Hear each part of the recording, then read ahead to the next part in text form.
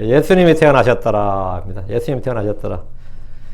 하나님은 다윗을 왕으로 삼으시고 그의 허리에서 나올 한 씨가 그리스도가 되실 것이 뭘 말씀해 주셨습니다. 다윗은 주께서 자신이 주신 말씀이 자기 아들 솔로몬이 아니라 훗날 자신이 죽은 뒤에 나올 한 사람, 즉 예수 그리스도에 관한 것임을 알았습니다.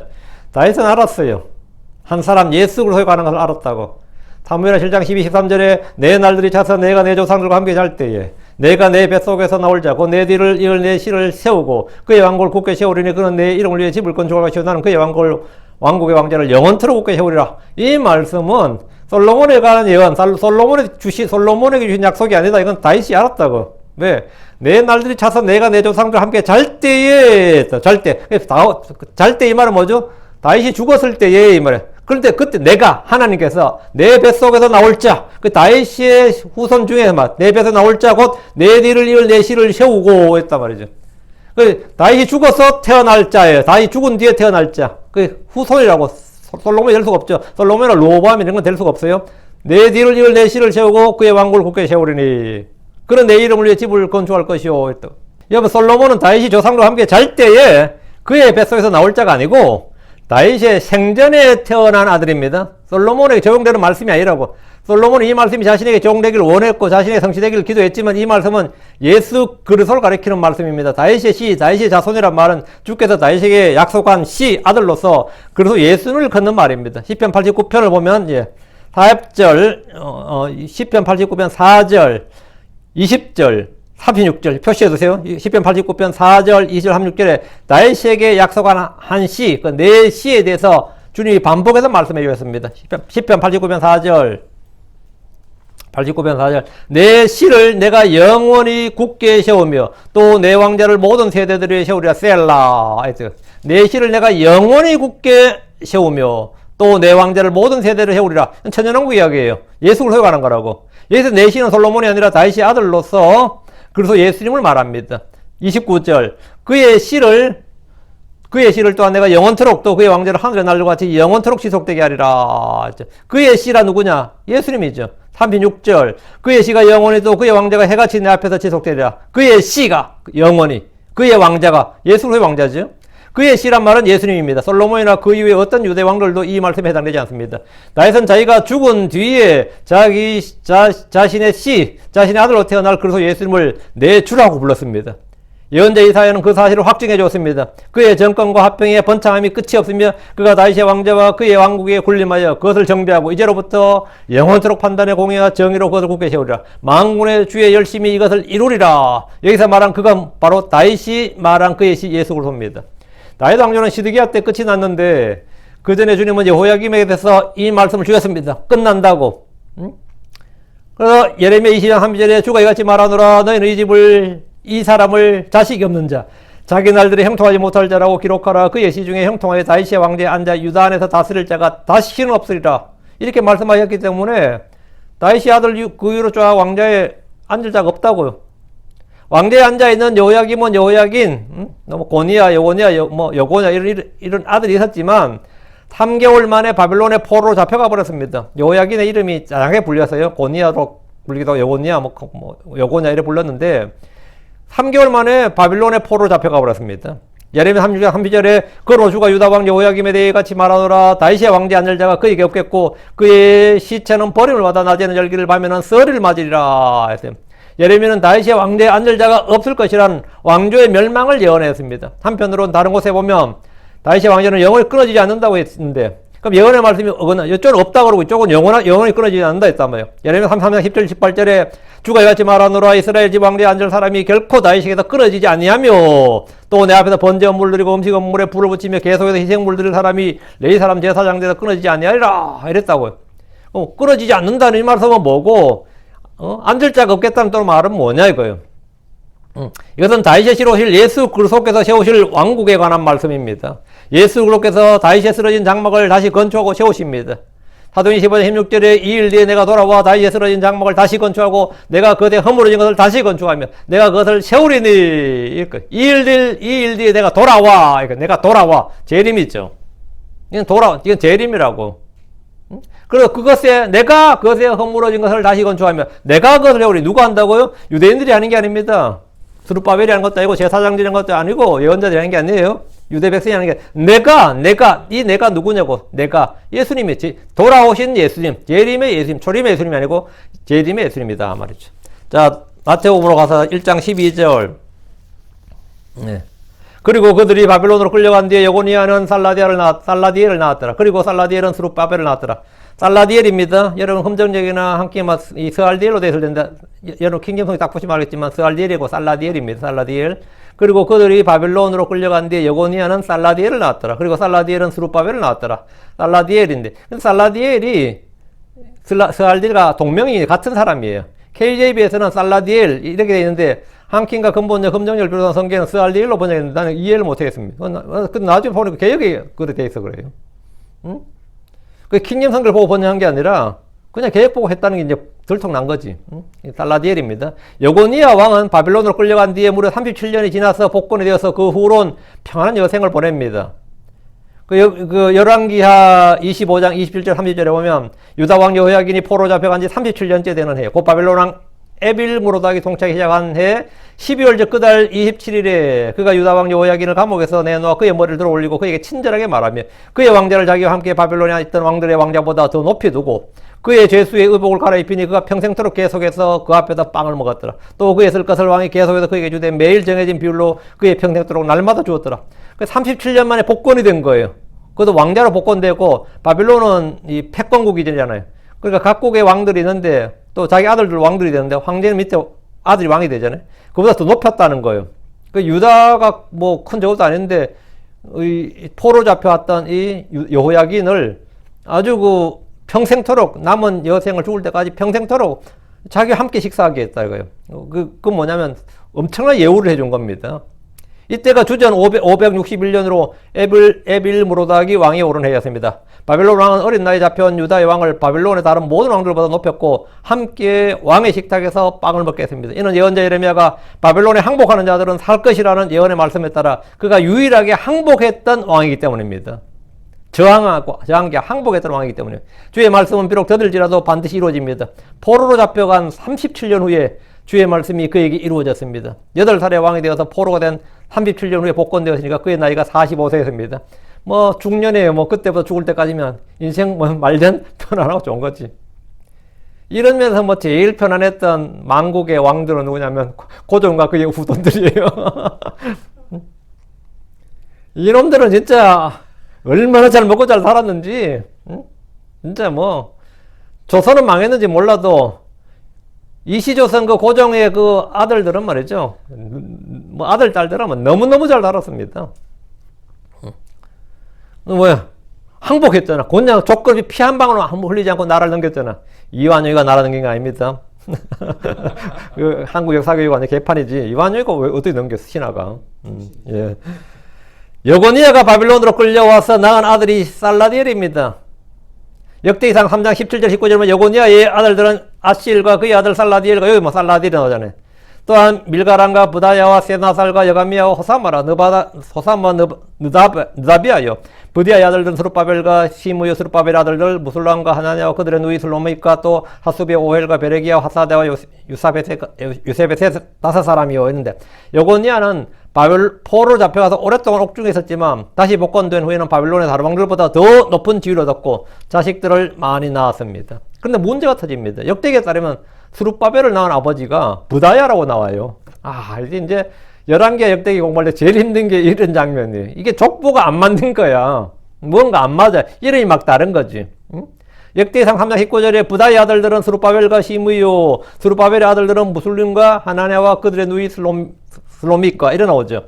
근데 마태복음에 나오는 살라디엘이 스룹바벨을 낳았다고 합니다. 마태는 여고니아, 살라디엘, 스룹바벨, 아비웃 이렇게 계보를 읽고 있는데 반해서 역대기 기록에는 스룹바벨은 부다의 아들이라고 말합니다. 역대기는 부다야가 낳은 스룹바벨이 자식들 중에서 아비웃이라는 사람이 없어요. 역대기와 마태복음은 스룹바벨을 중심으로 아버지도 자식도 이름이 맞지 않습니다. 그러니까 이제 난감한 거죠. 이런 부분이 이제 성경 볼 때 제일 이제 힘든 부분이에요. 살라디엘의 아들 스룹바벨은 마태복음과 누가복음에만 나오는 명칭입니다.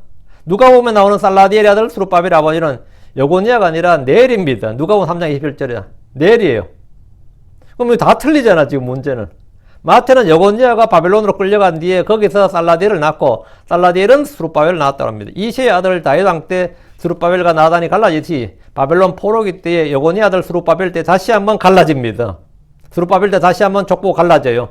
누가복음은 스룹바벨이 렙사를 낳았다 그럽니다. 마태복음은 스룹바벨이 아비웃을 낳았다 그럽니다. 다르죠 또. 누가복음은 생물학적으로 부자관계를 기술하고 그 족보죠 말 그대로. 지네알러지예요. 지네알러지 족보 계보예요. 마태복음에는 생물학적 관계가 아니라 왕가의 정통성에 따른 기록입니다. 요게 차이입니다. 이거 아니면 뭐 이거 해석이 안 되는 거죠.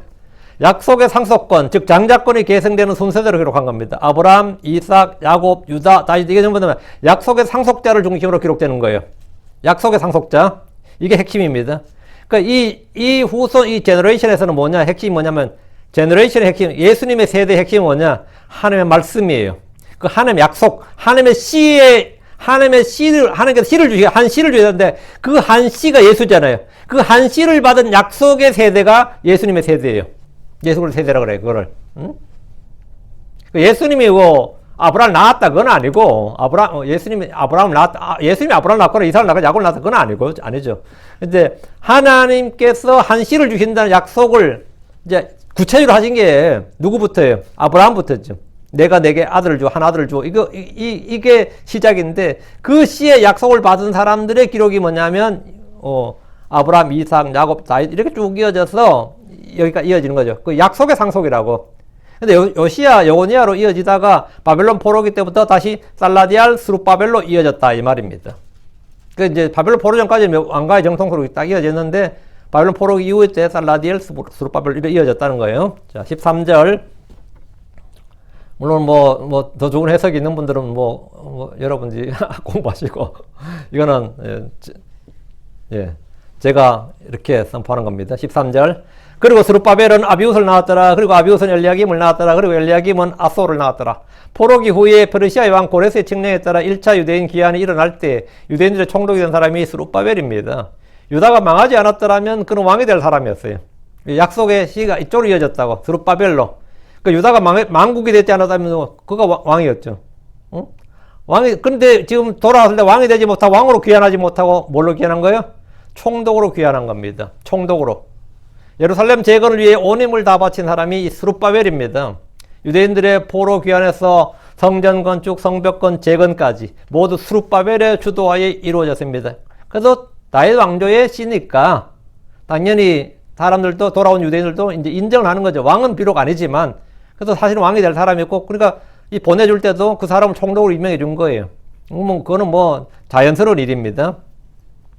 그는 멸망한 왕조의 후예로 사라진 것이 아니라 에스라, 느헤미야, 학개, 스가랴와 같은 예언자들의 도움을 받아서 민족의 부흥을 위해서 온 힘을 기울였습니다.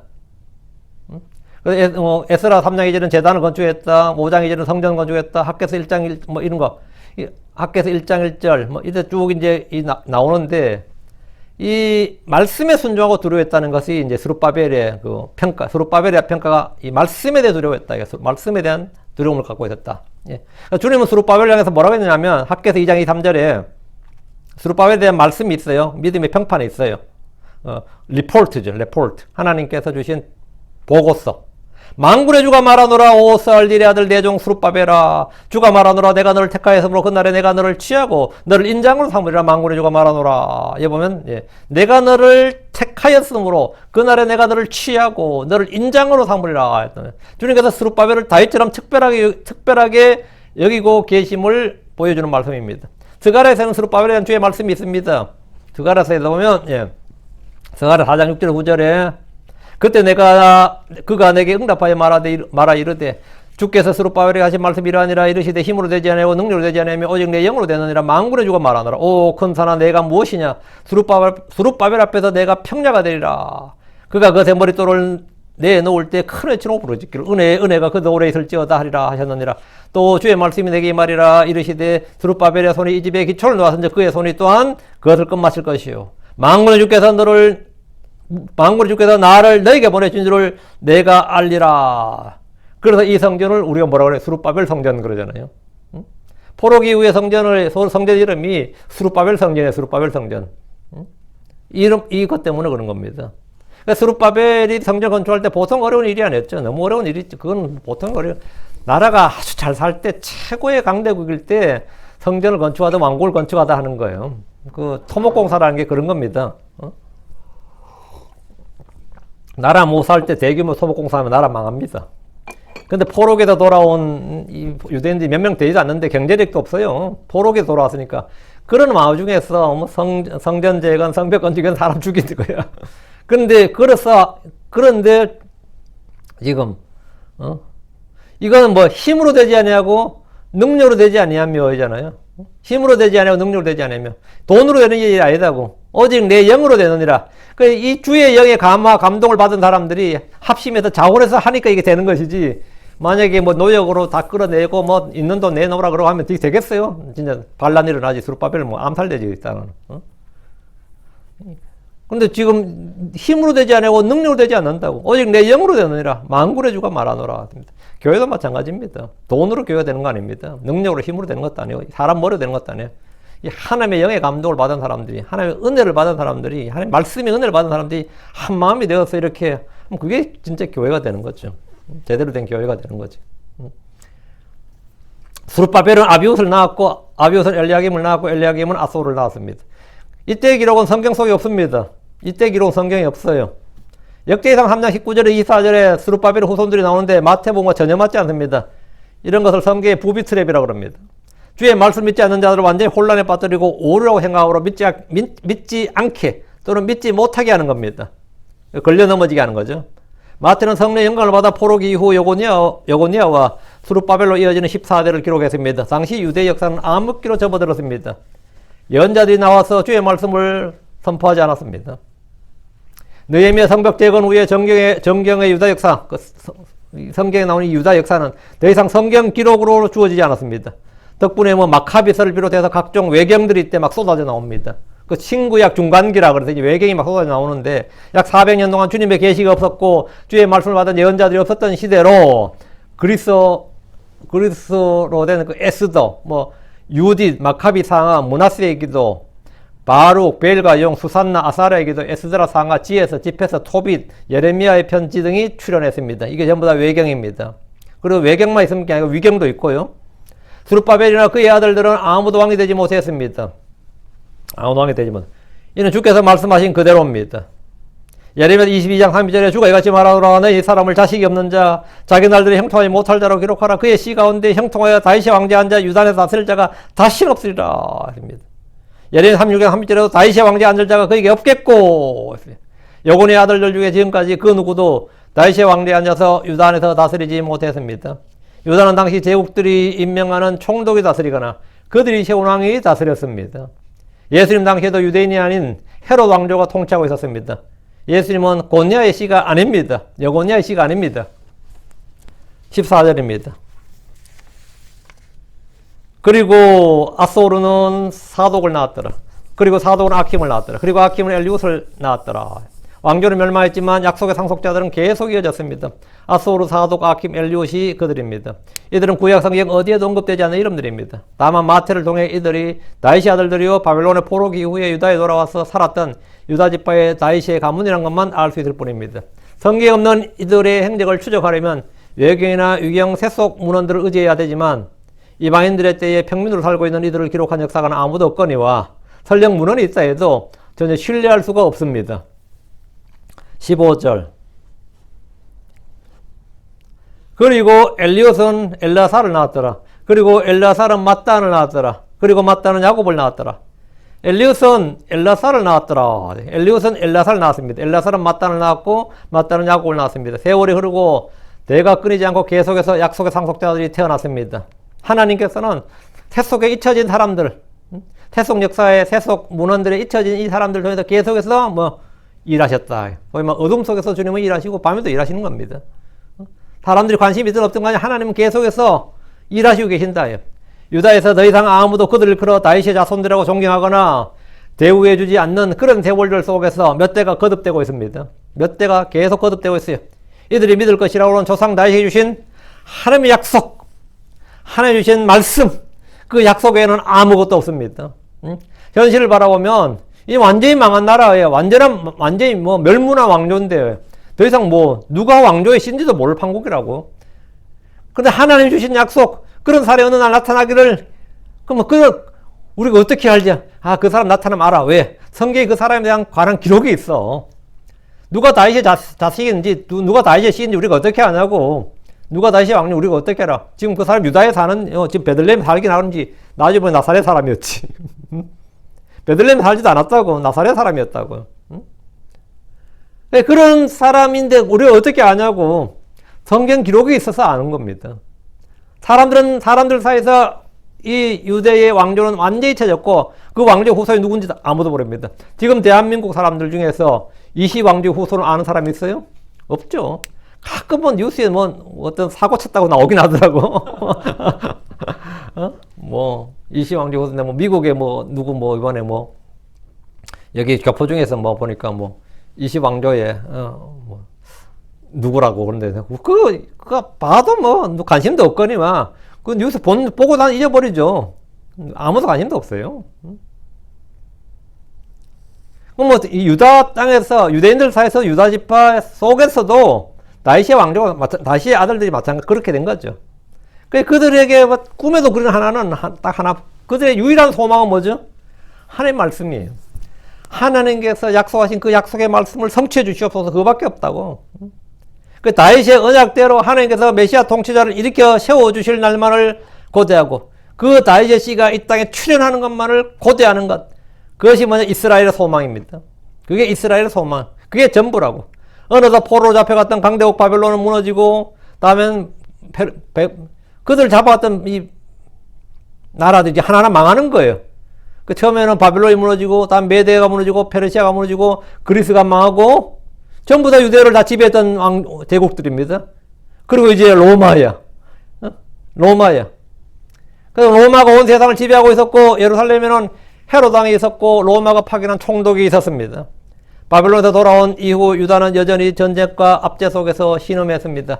이럴 때 뭘 바랄 수 있어요? 우리가 뭘 할 수 있냐고. 아무것도 없습니다. 하나님께서 약속하신 말씀, 하나님께서 일하실 때입니다. 그거밖에 없습니다. 하나님께서 일하실 때입니다. 우리 개인도 마찬가지입니다. 하나님의 말씀, 하나님 약속, 그거밖에 없어요.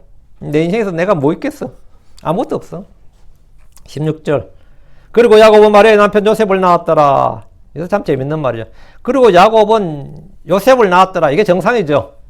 근데 여기서는 뭐가 타이스가 있죠. 마리아의 남편 요셉을 낳았더라. 이렇게 있죠. 마리아의 남편 요셉을 낳았더라. 그녀에게서 그리스도라고 불리는 예수님이 태어나셨느니라. 누구에서요? 그에게서가 아닙니다. 그녀에게서. 마리아의 남편 요셉을 낳았는데 그에게서 그리스도라, 이게 아니고 야곱은 마리아의 남편 요셉을 낳았더라. 그녀에게서 그리스도라 불리는 예수님이 태어나셨느니라. 예수님 누구에 태어났다고요? 요셉에서 태어나지 않았습니다. 마리아에게 태어났습니다. 이게 처녀 잉태입니다. 처녀 수태입니다. 이게 동정녀 탄생이에요. 그리고 야곱은 마리아의 남편 요셉을 낳았더라. 오케이. 마리아의 남편 요셉을 낳았어요. 마리아의 남편 요셉을 낳았다. 마리아의 남편 요셉의 의미는 뭐죠? 마리아의 남편이라는 게 핵심이에요. 마리아의 남편이라는 게 핵심입니다. 그녀에게서 그리스도라 불리는 예수님이 태어나셨느니라. 그 야곱은 마리아의 남편 요셉을 낳았습니다. 마태복음 1장에서 5번째로 여자 이름이 나옵니다. 다말, 라합, 룻, 우리의 아내였던 여자. 이건 이름은 안 나와. 바세바 이름은 안 나오고 우리의 아내였던 여자. 그리고 마지막으로 마리아가 나옵니다. 다른 4명의 여자는 누구에게서 누구를 낳았더라 나오죠. 다말은 유다에게서 낳았잖아요. 유다는 다말에게서 누구를 낳았다. 누가 뭐에게서 누구를 낳았다. 이건데 야곱은 누구에게서 요셉을 낳았다가 아니라 야곱은 누군가의 남편 요셉을 낳았다 이거예요. 누군가의 남편 요셉을 낳았다. 마리아의 남편 요셉을 낳았다. 성도 마태는 야곱은 요셉을 낳았더라 이렇게 기록하지 않고 야곱은 마리아의 남편 요셉을 낳았더라 이렇게 기록하면서 캐톨릭이나 이단 종파들이 주장하는 것처럼 마리아는 평생 동정녀가 아니라 요셉이란 남편이 있었음을 분명히 알려줍니다. 남편이 있었다고. 그리고 남편이 있었다. 이건 아내였다고. 마리아는 요셉의 아내였다고. 확실하죠? 예. 성경에는 많은 요셉이 있지만 마리아의 남편 요셉은 특별한 사람입니다. 그는 마리아와 정혼했다가 예수님의 잉태 소식을 듣고 집으로 마리아를 데려와서 예수님을 낳을 때까지 동침하지 않았습니다. 야곱이 낳은 아들 요셉은 마리아의 남편이었고 요셉의 정혼녀 마리아에서 그리스도라는 예수님이 태어나셨습니다. 이것이 예수님의 출생에 관련된 역사적 기록입니다. 그리고 성경의 기술이에요. 예수님 마리아의 남편 요셉의 시가 아닙니다. 당대 어떤 사람들은 요셉을 예수님의 아버지인 줄로 착각을 했습니다. 그렇게 생각했습니다. 누가복음 3장 23절에 사람들이 생각하기에 이분이 요셉의 아들이신데 요셉은 헬리 아들이요. 사람들이 생각하기에 이분은 요셉의 아들이신데 이 말은 뭐죠? 요셉의 아들이 아니라고. 마리아의 아들이라고. 요셉의 아들이 아니라 마리아의 아들이라고.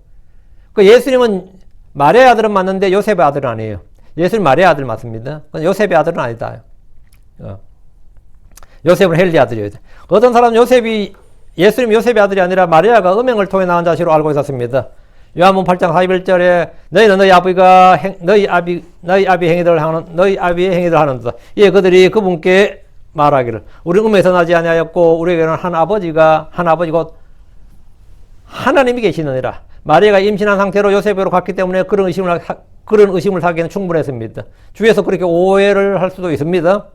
어쨌든 야곱은 마리아의 남편 요셉을 낳았습니다. 중요한 것은 요셉이 아니라 마리아이고 마리아가 낳은 그리스도 예수입니다. 요셉은 마리아의 남편이었지만 성경은 요셉은 마리아에서 예수를 낳았다 하지 않습니다. 요셉은 예수를 낳지 않고 예수님은 요셉에게서 나지 않았습니다. 이게 무슨 말입니까? 성경은 처녀가 수태하여 한 아들을 낳고 그 아이는 임마누엘 즉 우리와 함께 계시는 하나님이기 때문입니다. 자, 여기서 누가복음 3장 23절과 약간 문제가 있습니다. 말씀 1장 16절과 비교해서 읽어보시면 누가복음 3장 3절 그리고 야곱은 마리아의 남편 요셉을 낳았더라. 그녀에게서 그리스도라 불리는 예수님이 태어나셨느니라. 이게 마태복음 1장 16절이죠. 요걸 이제 비교합니다. 누가복음 3장 3절 그리고 예수님 그분께서 30살쯤 되기 시작하셨으므로 알려지기로는 이렇게 요셉의 아들이시오. 사람들에게 알려지기로는 사람들이 알기에는 말이에요. 알려지기로는 요셉의 아들이시오. 그는 헬리 아들이요. 이랬다고. 그렇게 돼 있죠. 예. 그게 사람들이 생각하기에는 또는 사람들이 알려지기로는 요셉의 아들이시고 그는 헬리 아들이다. 예. 그 마태복음에는 야곱은 마리아의 남편 요셉을 낳았다고 이러겠고 누가 보면 요셉은 헬리 아들이다. 그럼 뭐 어떻게 된 겁니까? 그럼 요셉은 누구의 아들이고 아버지는 누굽니까? 예. 성경의 모순이라고 생각하고 주장하는 이 부분은 전혀 모순이 아닙니다. 둘 다 맞습니다. 낳았다. 누구누구의 아들이다. 이 표현은 정확히 같은 의미가 아닙니다. 마태가 기록한 대로 야곱은 요셉의 생물학적 아버지입니다. 야곱은 마리아의 남편 요셉을 낳았으니까요. 야곱은 요셉의 생물학적 아버지가 되는 거죠. 친부라는 거죠. 생물학적 아버지하고 그냥 아버지 달라요. 생물학적 아버지는. 예. 그 유전적 관계라고 이거는 생물학적 유전적 관계라고. 아브라함은 이삭을 낳았고 이삭은 야곱을 낳고 이런 표현은 생물학적 유전적 그 관계를 말합니다. 그러므로 마태복음에 따라 야곱은 요셉을 낳은 생물학적 아버지고 친부입니다. 다른 가능성이 아예 없습니다. 다른 가능성이 없어요. 무조건 혈통적으로 내추럴, 자연적으로 혈통적으로 이렇다고 블러드라인이 이렇다고요. 근데 성경에서 아들이라는 표현, 누구의 아들이라는 이 말은 반드시 생물학적 유전적 관계일 필요가 없습니다. 친아들이나 양자나 사이나 상속자나 모두 아들입니다. 손자나 증손자나 이것도 상관없고 그냥 아들이에요.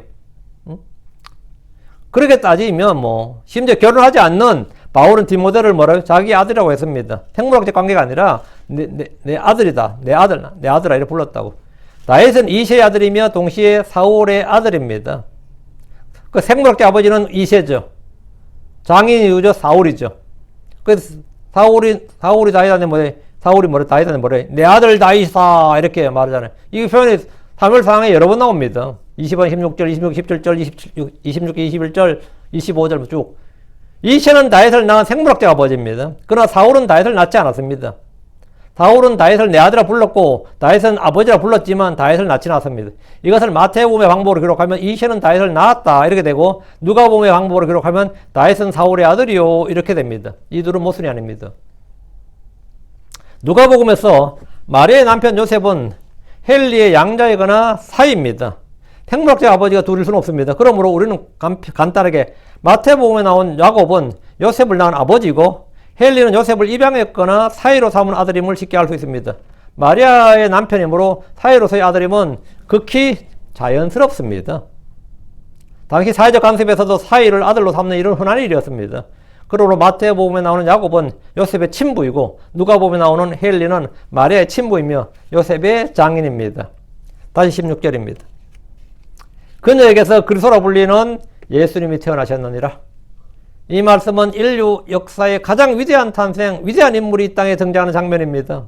미리 기록된 성경 말씀에 따라 남자를 알지 못하는 한 여자, 처녀의 몸에서 그리스도라는 예수님이 태어나셨습니다. 하나님께서 성령을 통해 육신을 입고 이 땅에 오셨습니다. 하나님께서 사람이 되셨습니다. 그분께서 아브라함의 씨, 다윗의 씨를 취하셨습니다.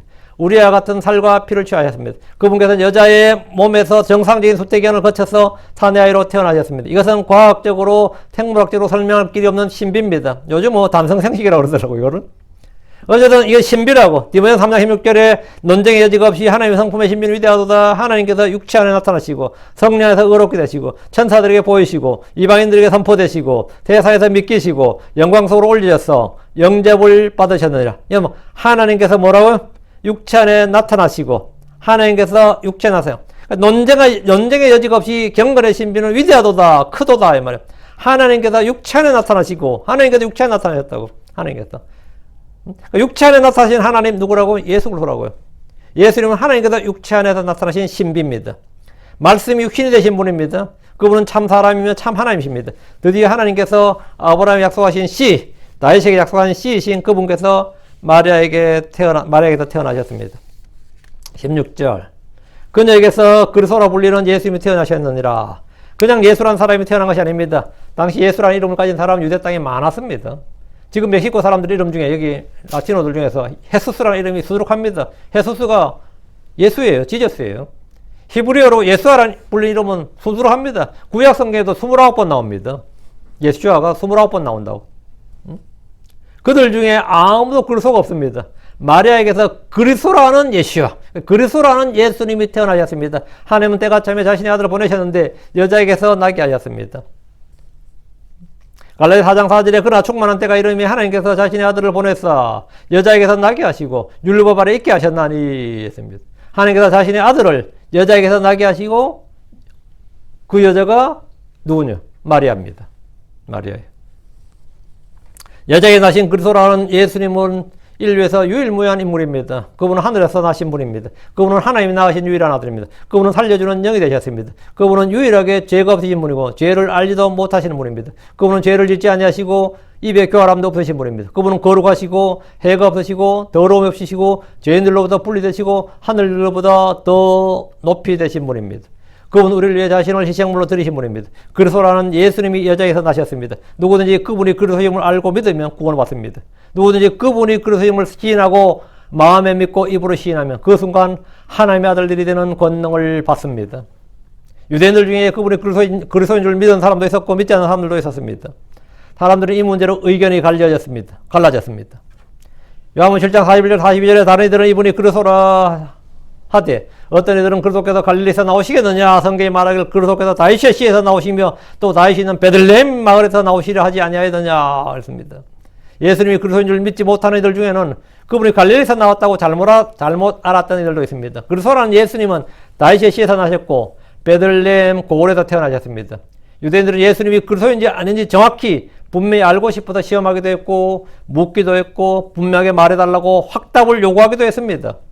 그때 요한복음 10장 24절 그때 유대인들이 그분 주위로 와서 또 그분께 말하기를 당신은 얼마나 오랫동안 우리를 의심하게 하시나이까 만약 당신이 그리스도라면 우리에게 분명하게 말씀하소서. 주님은 그들에게 내가 말하였으나 너희가 믿지 아니하였도다라고 하셨습니다.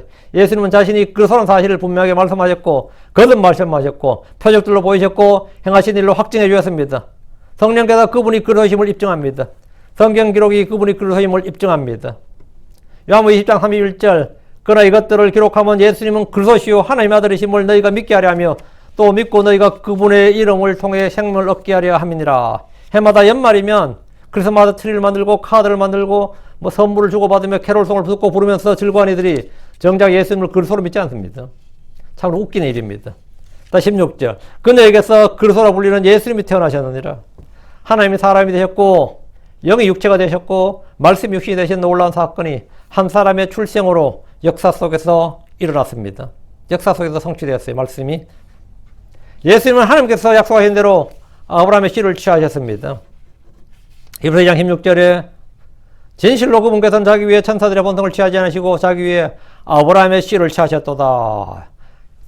예수님께서 아브라함의 아들이라 불리는 이유가 이겁니다. 예수님은 아브라함의 씨를 취하셨도다. 자신이 아브라함 씨를 취하셨다. 예수님 하나님께서 처음에 말씀하신 여자의 씨입니다. 에덴의 동산에서 이미 말씀하신 여자의 씨가 바로 예수 그리스도입니다. 현대과학이나 의학이나 생물학에서 이해할 수 없다고 말해도 이것은 미리 예언된 사실입니다. 뭐 여자에서 처녀에서 한 아들이 태어날 수 없다 그러면 뭐 흙에서 사람 만드는 건 가능한 일이에요? 뭐 마찬가지죠. 그럼 갈비뼈로 여자를 만들었다는 거는 다 이해할 수 없는 건 다 마찬가지입니다. 응? 다 마찬가지. 하나님이시면 그건 아무것도 뭐 불가능한 것이 없는 것이고 어려운 일도 아닌 거죠. 예. 그래서 이사야 7장 14절에 그러므로 주께서 친히 한 표적을 너에게 주시라. 보라, 처녀가 숫자하여 한 아들을 낳고 그의 이름을 임마누엘이라 하리라. 처녀가 숫자하여 한 아들을 낳고 한 아들을 낳고 그의 이름을 임마누엘이라 하리라. 하나님은 예수 그리스도를 여자에게서 나게 하셨습니다. 갈라디아 4장 4절에 그러나 충만한 때가 이르면 하나님께서 자신의 아들을 보내서 여자에게서 나게 하시고 율법 아래 있게 하셨나니. 충만한 때가 이르면 예언의 때가 이르렀다 이 말이야. 예언의 캘린더다. 그 예언하신 때가 이르렀다. 하나님께서는 하나님의 때가 이르러야 모든 일을 하시는 거죠. 때가 이름이에요. 하나님께서 자신의 아들을 보내서 여자에게서 나게 하셨고 율법 아래 있게 하셨나니. 뱀은 여자를 속임으로 아담을 범죄케 했습니다. 하나님 여자의 씨를 통해서 마귀를 멸하셨습니다. 예수님은 우리와 동일한 살과 피를 취하였습니다. 우리의 연약함을 모두 체험하셨습니다. 우리와 동일한 시험을 다 받으셨고 우리를 위해서 고난을 당하셨습니다. 그리고 우리를 위해 죽음을 맛보셨습니다. 이것이 뭐냐? 하나님의 사랑입니다. 하나님 우리에게 보여주신 사랑, 우리에게 입증한 사랑입니다. 우리에게 선포하고 제시하고 보여주신 사랑. 하나님께서 이 사랑을 우리 속에 부어주셨습니다. 성령을 통해 이 사랑을.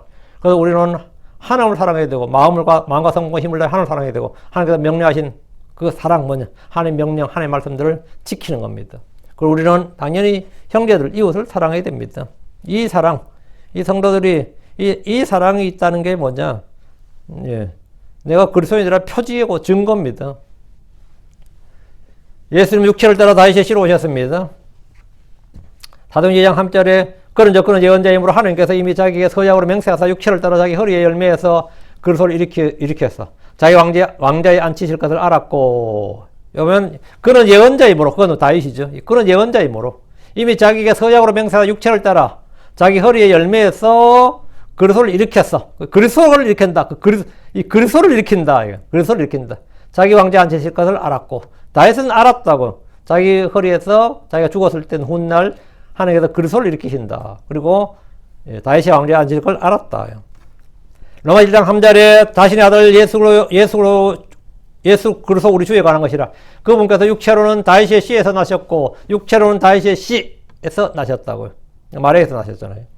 디모데 9장 8절에 나의 복음대로 다윗의 씨에서 나신 예수로께서 죽은 자들로부터 일으켜지신 것을 기억하라. 다윗의 씨에서 나신 예수님. 이건 성육신을 말한 거죠. 다윗의 씨에서 나신 예수님은 항상 성육신이에요. 육체로는 다윗의 씨에서 나셨고 이것도 성육신입니다. 성육신, 경건의 신비라고요. 예. 그리스도를 일으켜서 자기 허리에 열매에서 그리스도를 일으켜서 이것도 성육신이죠. 성육신입니다. 다윗의 씨로 오셨다고. 다음 그러고서 죽은 자들로부터 일으켜지신 것, 이건 부활이죠. 성육신과 부활을 같이 증언한 건데 기억하라. 다시 16절. 그녀에게서 그리스도라 불리는 예수님이 태어나셨느니라. 그리스도라 불리는 예수님. 그리스도라는 예수님이 태어나셨더라. 이 말씀 여자의 씨, 아브라함의 씨, 다윗의 씨란 모든 예언의 말씀의 성취입니다. 마리아에게서 그리스도라는 예수님이 태어나셨습니다. 역사적 사실이죠. 역사적 사실이고 역사적 사건입니다. 예수님은 역사적 인물입니다. 예수님은 사람이 되신 하나님, 사람이 되신 하나님. 이 인류 역사상 유일무이하게 지금까지 아담 이후로 지금까지 사람이 되신 하나님이, 이건 이전 세상에도 없었습니다. 사람이 되신 하나님, 하나님이신 사람. 우리는 이 진리를 주님 오신 이후부터 지금까지 듣고 있으며 주님 오시는 그날까지 선포해야 됩니다. 이것이 우리가 이 땅에서 살아가는 존재 이유고 목적이고 우리가 주께 받은 사명입니다. 여러분, 이 예수를 부르기만 하면 구원받습니다. 이 예수 그리스도를 믿기만 하면, 이 예수를 알고 이 예수를 선포하고, 여러분 이 예수를 여러분이 부르는 게 뭐냐? 기도예요. 이 예수를 부르는 게, 이 예수를 신뢰하는 게 믿음입니다. 이게 참된 믿음이에요. 이 예수님, 이 동일한 예수님, 성경에 기록된 this same Jesus, 이 동일한 예수님께서 바로 우리의 주 예수 그리스도입니다. 그분이 바로 나의 주시고 나의 하나님입니다. 나의 주, 나의 하나님, 나의 왕입니다. 여러분, 이분을 신뢰한다면 다 된 겁니다. 이분을 신뢰하면 여러분 다 된 거예요. 응? 이분이 처음이고 끝이고 시작이고 마지막이에요. 이분이 모든 것의 모든 것입니다. 다른 게 필요한 게 아닙니다. 나는 필요한 게 뭐냐? 예수가 필요해요. 내게 필요한 유일한 한 가지 예수입니다. 예수를 가졌다면 내가 모든 걸 소유한 겁니다. 난 예수를 얻어야 돼. 그리스도를 얻어야 돼요. 예수. 항상 크리스천들의 기성전개는 언제나 뭐냐? 처음부터 끝이 예수예요. 예수로 시작해서 예수로 끝나는 거예요. 다른 거 없어요. 그게 예수쟁이에요. 예수로 시작해서 예수로 끝난다 이거예요. 예, 오늘은 예수님이 태어나셨더라 했습니다. 예수님이 태어나셨더라. 그 예수님, 성경 기록에 따라서 태어나신 그 예수님, 그분이 우리의 구주이시고 하나님이시다. 기도하겠습니다. 이자 유골관 주하나님 감사합니다. 하나님께서 은혜 주셔서 오늘 주의 말씀을 선포했습니다. 선포된 모든 말씀들을 성도들이 잘 받아들이게 해주시고, 아버지 하나님 이 말씀에 따라서 저희가 참 주님 주시는 모든 것들을 소유하게 해주시옵소서. 무엇보다 우리가 그리스도를 알고 그리스도를 얻고 그리스도에 발견되고 또 아버지 하나님 내 안에 그리스도 안에 제가 있다는 것을 또 모든 성도들이 잘 확신하도록 해주시옵소서.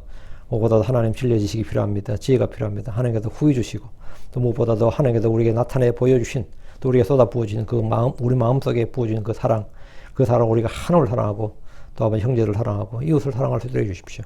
아버지 하나님 저희는 정말 아무것도 아닙니다. 주님이 저희의 머리시고 저희의 뿌리십니다. 주님이 저희의 주이시고 저희의 왕이시고 저희 하나님이시고 저희의 처음이고 끝입니다. 아버지 하나님 주위에 저희가 아무것도 없사오니 아버지 하나님 저희의 눈을 열어 이 사실을 밝히 보여주시옵시고 이것으로 저희가 충만한 기쁨 가운데 늘 거하게 해주십시오. 사랑 아버지 하나님 도와주십시오. 감사드립니다. 주의 성기도합니다. 아멘.